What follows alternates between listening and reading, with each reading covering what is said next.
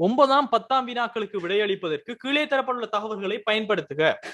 So 9வது question என்ன? இந்த வியாபாரத்தின் 31/3/2017 காசு கணக்கினுடைய சீராக்கிய மீதியை கேட்கிறார். அப்ப நமக்கு தந்திக்கிற தரவுகளை பாருங்க. 2017 மார்ச் மாதத்துக்கான கணக்கு புத்தகங்களின்படி காசு கொடுக்கல் வாங்கலுடைய சுருக்கம் நமக்கு தந்திக்கிறாங்க. இந்த மார்ச் மாசம் 1ஆம் தேதி ஆரம்பிக்கும் போது கையில எங்களுக்கு 1 லட்சம் ரூபாய் காசு இருந்துச்சு. மார்ச் மாசம் 31ஆம் தேதி வரைக்குமே இந்த மாசம் புல்லாக காசு பெறுவனவுகள் நாளேடு மொத்தமாக காசாக வந்தது எங்களுக்கு 1200 ரூபாய். அதே மாதிரி 31/3/2017 மொத்தமாக இந்த மாசம் முழுக்க நாங்க காசாக கொடுத்தது 900 இருக்கிறது. சொல்றாங்க 1/4/2017 பெறப்பட்ட 2017 மார்ச் மாதத்துக்கான வங்கி கூற்று, மார்ச் மாசத்தினுடைய வங்கி கூற்று அடுத்த மாசம் ஒரு 2-3 நாள் நமக்கு கிடைக்கும். சோ இங்க 4ஆம் மாசம் கிடைக்கிறது 4ஆம் தேதி. வங்கி கூற்றின்படி அவங்க பாக்குறாங்க 1/3/2017 மீதி 1 லட்சம் ரூபாவா தான் இருக்கிறது. சோ காசு மீதியும் சரி வங்கி கூற்று மீதியும் சரி சமனாக காணப்படுகிறது, எந்த ஒரு பிரச்சனையுமே கிடையாது. அதே மாதிரி பேங்க் ஸ்டேட்மெண்ட் பார்க்கல எல்லா செக்கையும் பாக்கிங்க 7,50,000 ரூபாய் செக்குக்கு காசு நம்ம அக்கௌண்ட்ல இருந்து போயிருக்குது, செலுத்தப்பட்ட காசோலைகள். அதே மாதிரி நேரடியாக செலவு வைக்கப்பட்ட நிலையான வைப்பு வட்டி ஒரு பிக்ஸட் டெபாசிட் பண்ணிக்கிங்க, அந்த பிக்ஸட் டெபாசிட் உடைய இன்ட்ரெஸ்ட் எல்லாமே உங்களோட இந்த நடைமுறை கணக்குக்கு வரணும்னு சொல்லி நீங்க ஏற்பாடு பண்ணிக்கிங்க. அதுக்கு வட்டியாக நமக்கு 2 லட்சம் ரூபாய் கிடைச்சிக்குது. ஒரு 50,000க்கு ஸ்டாண்டிங் ஆர்டர் கொடுத்தீங்க, அவங்களுக்கு காசு வந்துட்டு கொடுக்கப்பட்டிருக்குது. அதே போல இதுல சொல்றார் நிலையான வைப்பு வட்டி மற்றும் நிலையியல் கட்டணை கொடுப்பனவுகளானவை வங்கி கூற்றினை பெற்றதன் பின்னரே புத்தகங்களில் பதியப்படுகிறது. சோ நம்ம கிட்ட கேட்கப்படுகின்ற அடுத்து அது சொல்லிக்கிறார் பாருங்க. மாசம் 1ஆம் தேதி 2017 வசூலிக்கப்படாத அல்லது சமர்ப்பிக்கப்படாத காசோலைகள் எதுவுமே காணப்படல. எஸ், அது கரெக்ட். அதனால தான் ஆரம்ப மீதியினுடைய வங்கி கூற்றும் ஆரம்ப மீதியினுடைய காசு புத்தகத்தினுடைய மீதியும் சமனாக காணப்படுகிறது. சோ 9வது கேள்வி நம்ம கிட்ட கேட்கப்பட்டது. முதலாவது, இந்த வியாபாரத்தின் 31/3/2017 காசு கணக்கினுடைய சீராக்கிய மீதி நம்ம கிட்ட கேட்கிறார். இப்ப பாருங்க, காசு கணக்கினுடைய மீதி நம்ம கிட்ட கேட்கப்படுகிறது. 9ஆம் 10ஆம் வினாக்களுக்கு விடையளிப்பதற்கு காசு கணக்கினுடைய மீதி. ஒரு வங்கி கூற்றுகள் சம்பந்தப்பட்ட கொஸ்டின் வந்தாலே நமக்கு இன்வால்வ் ஆக போறது 2 விஷயங்கள். ஒன்று, நமக்கு காசு கணக்கு திருத்திய காசு கணக்குங்க கூடிய ஒரு விஷயம் நமக்கு இன்வால்வ் ஆகும். இதை நம்ம படிச்சிருக்கிறோம். இதுக்கு பேரு திருத்திய காசு கணக்குன்னு நம்ம சொல்லுவோம். சோ திருத்திய காசு புத்தகம் இது ஒன்று நம்ம தயாரிக்கணும். வங்கி புத்தகத்தில் ஏற்பட்ட விடயங்கள், அதாவது எதை பதியாம விட்டமோ அந்த விஷயங்கள் எல்லாமே வரும். எந்தெந்த பிழைகள் காசு புத்தகத்துல வருமோ அந்தந்த விடயங்கள் இதுல வரும். அதே மாதிரி வங்கி விட்ட பிழைகள், வங்கியில ஏற்பட்ட தவறுகள், திருத்திய காசு புத்தகம் ஒன்று தயாரிப்போம், வங்கி இணக்க கூற்று ஒன்று தயாரிப்போம். இந்த திருத்திய காசு புத்தகம் மீதி திருத்திய காசு புத்தகம் மீதியில இருந்து வரும். அதுல சமர்ப்பிக்கப்படாத காசோலைகளை கூட்டி வசூலிக்கப்படாத காசோலைகளை கழிச்சால் வங்கி கூற்றின் படியான மீதி நமக்கு வரும். இதுல இந்த திருத்திய காசு புத்தகத்துல என்னென்ன விஷயங்கள் வரும்? காசு புத்தகத்தில் விடுபட்ட விடயங்கள் அல்லது காசு புத்தகத்தில் ஏற்பட்ட பிழைகள். வங்கி இணக்க கூற்றுல சமர்ப்பிக்கப்படாத காசோலைகள் வசூலிக்கப்படாத காசு எங்க பதியப்பட்டிருக்கும்? காசு புத்தகத்தில் பதியப்பட்டிருக்கும். பட் வங்கி இணக்க கூற்று மீதியை இணக்குவதற்காக நம்ம இங்க பதிவோம். அதே போல வங்கி ஏதாவது பிழைகள் விட்டாலும் இங்க வரும். இப்ப நம்ம கிட்ட இதுல கேட்ட கேள்வி, இந்த வியாபாரத்தின் 31/3/2017 காசு கணக்கினுடைய சீராக்கிய மீதி. அப்போ நமக்கு இந்த ஏரியா நமக்கு தேவையா ஸ்டூடெண்ட்ஸ்? வங்கி இணக்க கூற்றை பத்தி நம்ம இங்க யோசிக்கணுமா? நமக்கு காசு கணக்கினுடைய சீராக்கிய மீதி எதுல மட்டுமே கிடைச்சிடும்? நமக்கு மேல இருக்கக்கூடிய திருத்திய காசு புத்தகத்தை செஞ்ச மாட்டா சரியா இல்லையா? சோ 2வது நமக்கு தேவையில்லை. இந்த புரிதல் உங்கள்கிட்ட சரியாக இருக்கணும். முதலாவது நமக்கு தெரியும் 1/3/2017 மீதி வந்ததாக 1 லட்சம் ரூபாய் இருக்கிறது. அதே மாதிரி வருடம் முழுக்க காசு பெறுவனவுகளினுடைய நாளேட்டினுடைய மொத்தம் நமக்கு 1200 ரூபாய் நமக்கு கிடைச்சிக்குது. 1200 ரூபாய் காசாக கிடைச்சது. அதே மாதிரி 90,000 ரூபாய் எல்லாமே காசாக என்ன செஞ்சது? கொடுத்ததாக இருக்க போகிறது. எவ்வளவு ஸ்டூடெண்ட்ஸ் அவருக்கு பேலன்ஸாக இருந்திருக்கும்? இப்ப பாருங்க, மீதி வந்தது 31/3/2017 எடுக்கணும்னு சொன்னால் ஆரம்பத்துல நமக்கு மீதியாக 1 லட்சம் இருந்துச்சு. 1/3/2017 1200 ரூபாய் இந்த மாசம் முழுக்க காசாக நமக்கு செக்காக நமக்கு கிடைச்சிச்சு. மறுபடியும் அதில் 900 ரூபாய் நம்ம கொடுத்தோம். அப்போ நமக்கு மீதியாக 31/3/2017 திருத்துவதற்கு முன்னர் எவ்வளவு இருந்திருக்கணும்? இந்த 1400 ரூபாய் இருந்திருக்கணும். இது புரியுது எல்லாருக்கும்? நான் கண்டது இந்த 400 ரூபாவை, இந்த 400 ரூபாய் கண்டது விளங்குதா ஸ்டூடெண்ட்ஸ்? ஆரம்பத்துல இருந்துச்சு 1200 ரூபாய் மாசம் முழுக்க கிடைச்சிச்சு. 900 ரூபாய் மாசம் முழுக்க கொடுத்தோம். அப்ப மிச்சமாக 31/3/2017 அவர் தயாரித்த காசு புத்தகத்தின் படி 400 ரூபாய் பேலன்ஸ் இருக்கணும்.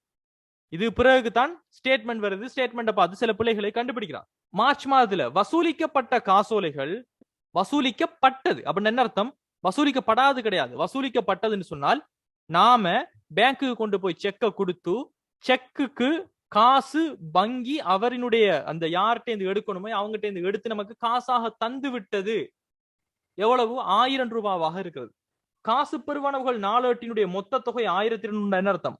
நமக்கு செக்காக கிடைத்தது எல்லாமே 1200. கிடைச்ச செக்ல நமக்கு பேங்க் 1000 ரூபாய் பெறுமதியானதைத்தான் வசூலிச்சு தந்திருக்குது என்று சொன்னால் இங்கு வசூலிக்கப்படாத காசோலைகள் எவ்வளவாக இருக்க வேண்டும்? 1200 ரூபாய் கிடைச்ச மொத்த செக்கினுடைய நம்பர்ஸ் 1000 ரூபாய். அந்த செக்கை நாம கொண்டு போய் பேங்க்ல போட்டு பேங்க் 1000 ரூபாய் தான் எடுத்து தந்தீங்கன்னு சொன்னால் இன்னமும் 2 லட்சம் ரூபாய் வசூலிக்கப்படாத காசோலையாக காணப்படுகிறது. இதை பத்தி நமக்கு ஒரி பண்ண தேவையில்லை இந்த இடத்துல. காரணம் என்னன்னா அந்த டீடைல்ஸ் நமக்கு தேவையில்லை. ஆனா அந்த புரிதலுக்காக நான் சொல்றேன். இது இந்த வசூலிக்கப்பட்ட காசோலைகள் 1000ம் ஏற்கனவே இந்த 1200க்குள்ள இருக்குதா இல்லையா? அப்போ காசு புத்தகத்துல இது ஏற்கனவே பதியப்பட்டிருக்குமா இது இல்லையா? காசு புத்தகத்தில் ஏற்கனவே இருக்குது. சோ காசு புத்தகத்தில் எந்த ஒரு விடுபாடோ எந்த ஒரு பிழையோ அங்கு கிடையாது. அதே மாதிரி செலுத்தப்பட்ட காசோலைகளாக 750. அப்படின்னு என்ன அர்த்தம்? செலுத்தப்பட்ட காசோலை சமர்ப்பிக்கப்பட்ட காசோலை. நாம கொடுத்த காசோலையில 7,50,000க்கு பேங்க் நம்மடையில இருந்து சல்லியை எடுத்து கொடுத்துருச்சு. அப்ப உண்மையிலேயே நாம கொடுத்த செக் 900 இருக்குது. ஆனால் பேங்க் நம்முடைய அக்கௌண்ட்ல இருந்து 7,50,000 ரூபாய்க்கு தான் செலுத்திருந்தேன்னு சொன்னால் நாம கொடுத்த செக்கை இன்னமும் பேங்க்குக்கு கொண்டு போய் நம்மள்ட்ட இருந்து வாங்கிட்டு போனவர் கொடுக்காமலுக்கு அல்லது கொடுத்தும் பேங்க் நம்ம அக்கௌண்ட்ல இருந்து சல்லியை போட்டு எடுத்து கொடுக்காமலுக்கு இருக்குது எவ்வளவாக இருக்க போகிறது? சோ சமர்ப்பிக்கப்படாத காசோலைகள் எவ்வளவு? 1,50,000 இருக்க போகிறது. இந்த புரிதல் வழங்குது எல்லாருக்குமே. இந்த 7,50,000 ரூபாய் காசோலையும் ஏற்கனவே எங்க இருக்கும்? அந்த 900க்குள்ள இருக்க போகிறது. சோ இதுவும் அது சமர்ப்பிக்கப்படாத காசோலைகளாக இருந்தாலோ வசூலிக்கப்படாத காசோலைகளாக இருந்தாலோ காசு புத்தகத்தில் ஆரம்பத்தில் பதியப்பட்டிருக்கும். அதனால் தான் நம்ம காசு புத்தகத்தில் எந்த ஒரு திருத்தமும் அதுக்கு செய்யறது கிடையாது. அதே மாதிரி அடுத்தது பாருங்க, நேரடியாக செலவு வைக்கப்பட்ட நிலையான வைப்பு வட்டி 2 லட்சம். இப்போ ஸ்டூடெண்ட்ஸ் இது என்ன நடக்கப்பட்டிருக்குது? காசு புத்தகத்தில் விடுபட்டிருக்குதா இல்லையா? பிகாஸ் இதெல்லாமே எப்ப நம்ம பதிவோம்? பேங்க் ஸ்டேட்மெண்ட் கிடைச்சது பிறகு தான் நம்ம பதிவோம்னு சொல்லி அவர் நோட்ல தந்திக்கிறார். அப்போ இந்த 2 லட்சமும் நமக்கு கிடைத்த காசு, பட் பேங்க் ஸ்டேட்மெண்ட்ல தான் இருக்குது. பேங்க் ஸ்டேட்மெண்ட் ரெஃப்ளெக்ட் பண்றதுதான் நம்மளோட திருத்திய காசு புத்தகம். சோ அங்கு இல்லை, இது விடுபட்ட ஒரு விடயமாக வருது. அதே மாதிரி இது காசு கூட போகிறது. சோ இதை நாம திருத்தணும். சோ 2 லட்சம் ரூபாய் என்ன செய்ய போறோம்? கூட்ட போறோம். இது என்னது? நிலையான வைப்பு வட்டி மூலமாக நமக்கு கிடைக்கிறது. அதே மாதிரி நிலையியல் கட்டளைகளுக்கான கொடுப்பனவுகள் என்று சொல்லி பார்க்கும்போது கொடுப்பனவுகள் என்பது என்ன? இதையும் நாம பேங்க் ஸ்டேட்மெண்ட் கிடைச்சது போறதான் பதிய போறோம். இன்னும் பதிஞ்சு இல்ல. நிலையியல் கட்டளை கொடுப்பனவு இதுவும் எவ்வளவாக இருக்க போகிறது? 50,000 ரூபாவை நம்ம கழிக்கணும். அவ்வளவுதான் விஷயம். சோ இதெல்லாம் செஞ்சோம்னால் நமக்கு திருத்தினது பிறகு எவ்வளவுக்கு காசு புத்தகம் மீதி இருக்கிறது என்பது நமக்கு தெரிய வரும். சோ வரவு பக்கம் கூட்டினீங்கன்னு சொன்னால் 600 இருக்க போகிறது. செலவு பக்கம் அதே 600 போட்டுட்டு இந்த 600ல் இருந்து 50 நீங்க எடுத்தீங்கன்னு சொன்னா எவ்வளவு வரப்போகிறது? இந்த 600ல இருந்து 50 எடுத்தீங்கன்னு சொன்னால் பேலன்ஸ் 5,50,000 இருக்க போதா இல்லையா? சோ இதுதான் மீதி சென்றது மீதி வந்ததாக திருத்திய காசு புத்தக மீதியாக இருக்க போகிறது. எல்லாருக்குமே இது புரியுதா? வட்டி நமக்கு கிடைக்கிறதாண்டா மைடியர். நீங்க உங்களோட காசை கொண்டு போய் டெபாசிட் பண்ணிருந்தீங்கன்னு சொன்னா உங்களுக்கு வட்டி கிடைக்கும். அது ஒரு வட்டி வருமானம். அல்லது நீங்க ஒருத்தர்கிட்ட கடனுக்கு காசை வாங்கிருந்தீங்கன்னு சொன்னால் நீங்க கொடுக்கணும், அது ஒரு வட்டி செலவு. சோ ஒருத்தருக்கு கொடுக்கிற நீங்களுக்கு ஒரு வட்டி செலவு, வாங்குறவங்களுக்கு அது வட்டி வருமானம். நிலையான வைப்பு வட்டின்ற என்ன அர்த்தம்? Fixed deposit. உதாரணத்துக்கு அந்த கரண்ட் அக்கௌண்ட்ல நிறைய சல்லி இருக்குது. உதாரணத்துக்கு ஒரு 10 லட்சம் சல்லி இருக்குது. நீங்க வளமையாவே ஒரு 2 லட்சம் ரூபாய்க்கு செக் கொடுக்குறீங்க, வாங்குறீங்க. அப்ப மிச்சம் ஒரு 5 லட்சம் ரூபாய் சும்மா தான் இருக்குதுங்கிறது என்ன செய்றீங்க? அந்த அக்கௌண்ட்ல இருந்து பிக்சட் டெபாசிட்டுக்கு மாத்துறீங்க, ஒரு நிலையான வைப்புக்கு மாத்துறீங்க. அதுல இருந்து கிடைக்கக்கூடிய வட்டி எல்லாம் உங்களோட கரண்ட் அக்கௌண்ட்டுக்கு வருது. இதுதான் இங்க நடக்கிற விஷயம். சோ நம்மட சல்லியத்தான் நாம டெபாசிட் வச்சுக்கிறோம், அதுல இருந்து கிடைக்கிற வட்டி. அப்ப நமக்கு கிடைக்கிறது தானே அது. விளங்குது ஆயிஷா? 5,50,000 வரப்போகுது. சோ இதனுடைய அடிப்படையில் எங்க 31/3/2017 காசு கணக்கினுடைய சீராக்கிய மீதி எவ்வளவு ஸ்டூடெண்ட்ஸ் வரப்போகிறது? 5,50,000. அப்ப நமக்கு இந்த வசூலிக்கப்பட்டது செலுத்தப்பட்டதெல்லாம் என்னத்துக்கு கொஸ்டின்ல தந்திக்கிறாங்கிறது அடுத்த கொஸ்டினுக்கு நமக்கு யூஸ் பண்ண நமக்கு தேவைப்படும். பாருங்க, அதே மாதிரி கொஸ்டின் ஒன்று தந்திக்கிறாங்க பாருங்க. இந்த வியாபாரத்தின் 2017 மார்ச் மாதத்துக்கான காசு கொடுக்கல் வாங்கல்கள் தொடர்பில் பின்வரும் கூற்றுக்களில் எவை சரியானவை கேட்கிறார். 4 கூற்று தந்திக்கிறார். 2017 மார்ச் மாதத்துக்கான காசு பெறுவனவுகளுடைய மொத்தம் 1,400,000 ஆகும். இது சரியா பிள்ளையா? உண்மையிலேயே அவங்க சொல்றாங்க ஓகே, காசு பெறுவனவுகளாக 1,400,000 இருந்துச்சு. சரியா பிள்ளையா? Yes, correct. எப்படி? திருத்தறதுக்கு முன்னாடி 1200. பேங்க் ஸ்டேட்மெண்ட் கிடைச்சது பிறகு தான் நமக்கு தெரியும் நிலையான வைப்பு வட்டியாக 200 ரூபாய் எக்ஸ்ட்ராவா கிடைச்சிக்கின்றா மொத்தமாக என்ன 1400. சார் வட்டியை நேரடி செலவு தந்திருக்குது அப்படின்னு கேக்குறீங்க சம்ஹா. நல்லா பாருங்கம்மா, நேரடியாக செலவு வைக்கப்பட்ட நிலையான வைப்பு வட்டி என்று சொன்னால் இப்ப செலவுண்டா என்ன அர்த்தம்? பேங்க் தான் உங்களுக்கு அனுப்புது. இப்ப பேங்க்ல செலவு வைக்கப்படுதுன்னா என்ன அர்த்தம்? பேங்க் ஸ்டேட்மெண்ட்ல செலவு வைக்கப்பட்டீங்கன்னு சொன்னால் பேங்க்குக்கு பொறுப்பு கூடுதா இல்லையா? பிகாஸ் பேங்க்குக்கு பொறுப்பு அதிகரிக்கணும்னு சொன்னால் செலவு வைக்கப்படுகிறது. பேங்க் ஸ்டேட்மெண்ட்ல வரவு வைக்கப்படுதுன்னா என்ன அர்த்தம்? நம்மளோட காசு இல்லாமல் போகிறது. ஆனால் நமக்கு என்ன, பேங்க் ஸ்டேட்மெண்ட்ல இருக்கக்கூடிய வரவு காசு நம்ம கிட்ட விட்டு போகுதுன்னு அர்த்தம். பேங்க் ஸ்டேட்மெண்ட்ல இருக்கிற செலவு நம்ம கிட்ட நிறைய காசு வருதுன்னு அர்த்தம். அப்ப இவங்க என்ன சொல்றாங்கன்னா, நேரடியாக செலவு வைக்கப்பட்ட நிலையான வைப்பு வட்டிண்டா பிக்ஸ்ட் டெபாசிட் அக்கௌண்ட் ஒன்று உங்கள்கிட்ட இருக்குது, டிரெக்டாகவே உங்களுக்கு சல்லியாக வராமலுக்கு டிரெக்டாகவே அந்த எவ்வளவு அமௌண்ட்டோ அந்த அமௌண்ட்டை நாங்க கிரெடிட் பண்ணிக்கிறோம். அதுதான் இங்க சொல்லிக்கிற விஷயம். இப்ப விளங்குதா சம்ஹா? அதாவது 200 ரூபாய் காசு உங்களுக்கு வந்திக்குது. இப்போ உதாரணத்துக்கு உங்களுக்கு போனுக்கு வர மெசேஜை பாருங்க, 200 rupees கிரெடிட்டட். உங்களோட அக்கௌண்ட் காசு உங்களுக்கு வருதுன்னு சொன்னால் ஒரு 5 lakhs வருதுன்னா 5 lakhs கிரெடிட்டட் தான் வரும். அப்படின்னா என்ன அர்த்தம்? செலவு வைக்கப்பட்டுள்ளது. எங்களுக்கு பொறுப்பு கூடிக்குது, உங்களுக்கு காசு வந்திக்குது. அதுவே சல்லியை நீங்க எடுத்துட்டீங்கன்னு வச்சுக்கோங்க, ஏடிஎம்ல இருந்து உங்களுக்கு எடுத்தோட மெசேஜ் வரும் பாருங்க, டெபிட்டட்.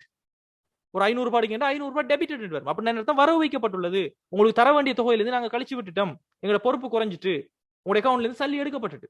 இதுதான் அந்த வரவு வைக்கப்பட்டது செலவு வைக்கப்பட்டது என்பது என்னுடைய அர்த்தம். புரியுதா சம்மா? Right, good. அடுத்தது பாருங்க. சோ இதனுடைய அடிப்படையில் அடுத்த கொஸ்டின் அவங்க கேட்கிறது, முதலாவது 2017 மார்ச் மாதத்துக்கான காசு பிறகுடைய மொத்தம் 1400. எஸ், இது எல்லாராலையும் ஏற்றுக்கொள்ள முடியும். எல்லாரும் ஏற்றுக்கொள்றீங்க தானே? 1400 என்பது 1200 நமக்கு காசு புத்தகத்துக்கு நேரடியாக பிசினஸ்ல கிடைச்சது, டைரக்டாக பேங்க் அக்கௌண்ட்டுக்கே கிடைச்சது 2 லட்சம். சோ 1400. ஜஸ்ரீ சார், அப்ப பேங்க் ஸ்டேட்மெண்ட்ல மட்டும் செலவு வைத்தால் அது எங்களுக்கு வருமானம் அப்படியா? வருமானம் என்பது கிடையாது ஜஸ்ரீ. வருமானம் என்பது நமக்கு என்ன? விற்பனை செய்தால் வருமானம், வட்டியாக கிடைத்தால் வருமானம், காசு பெறுவனவு. அது வருமானமா இல்லையா என்பது அதுக்கு பிறகுதான் நமக்கு கேட்கும். உதாரணத்துக்கு கடன் பட்டோர் நமக்கு காசு தாரார், அது ஒரு வருமானமா? கடன் பட்டோர் டைரக்டாவே நம்ம பேங்க் அக்கௌண்ட் போட்டுட்டாருன்னா அது வருமானம் கிடையாது. அவரினுடைய காசை பெற்றிருக்கிறோம், அது ஒரு பெறுவனவு. அது வருமானமாக எப்ப இனங்காணப்பட்டு விட்டதுன்னு சொன்னால் கடனுக்கு விற்கும் போதே நம்ம அதனை வருமானமாக நம்ம இனம் கண்டுட்டோம். காசாக தரும்போது கிடையாது. தரும்போது ஜஸ்ட் ஒரு காசு பெறுவனவு. சோ வங்கி கூட்டில் இருக்கக்கூடிய செலவுகள் எல்லாமே வருமானம் கிடையாது. புரியுதா sir? It's a good question. அதே மாதிரி பி பாருங்க, 2017 மார்ச் மாதத்துக்கான காசு கொடுப்பனங்களுடைய மொத்தம் 9,50,000. இதை ஏற்றுக்கொள்றீங்களா? எஸ், பேங்க்ல பிசினஸ் மூலமாக நம்ம 9 லட்சம் செக் கொடுத்தோம். அதுவும் இல்லாம நமக்கிட்ட சொல்லாமலுக்கு நாம ஏற்கனவே கொடுத்த ஆர்டரின் காரணமாக 50,000 ரூபாய் காசை பேங்க் தானாகவே கொடுத்திருக்கிறது. அதுதான் நிலையான கட்டளை கொடுப்பனவு. அப்ப மொத்தம் எவ்வளவு? 9,50,000 இல்லையா? Yes, that also correct. Then the C வருங்க, மூன்றாவது பாருங்க. சி 31/3/2017 வசூலிக்கப்படாத காசோலைகள் 2 லட்சம். இது கரெக்டா இல்லையா? பாருங்க, 1200 ரூபாய் செக் நமக்கு கிடைச்ச, எல்லாத்தையும் கொண்டு போய் பேங்க்ல வைக்கிறோம். 1000 ரூபாவை மட்டும்தான் நமக்கு வசூலிச்சு தந்திருக்கிறார் சொன்னால் மித்தமுள்ள 2 லட்சம் என்ன? வசூலிக்கப்படாத காசோலை. மாசம் முடிஞ்சு நமக்கு இன்னும் அந்த செக்குரிய சல்லி எடுத்து தரல பேங்க். அதே மாதிரி 31/3/2017 சமர்ப்பிக்கப்படாத காசோலைகள் 1,80,000. இது கரெக்டா? நாம மொத்தமா 9 லட்சம் ரூபாய் செக் கொடுத்தோம், வெறும் 7,50,000 ரூபாய் செக்குக்கான காசை தான் பேங்க் கொடுத்திருக்குது. அப்ப மிச்சம் இருக்கிறது என்ன? சமர்ப்பிக்கப்படல. அந்த செக் கொண்டு நாம கொடுத்த செக் பேங்க்கு கொண்டு போய் அவர் சமர்ப்பிக்கல, அதனால நம்ம காசு நம்ம எடுப்படல. சோ அனைத்து கூற்றுக்களுமே இங்க சரியா இல்லையா? So all the statements are correct here. So the answer should be the fifth one. Any questions guys? இந்த question 10வது question சம்பந்தமா யாருக்கு சரியான சரி questions இருக்குதா?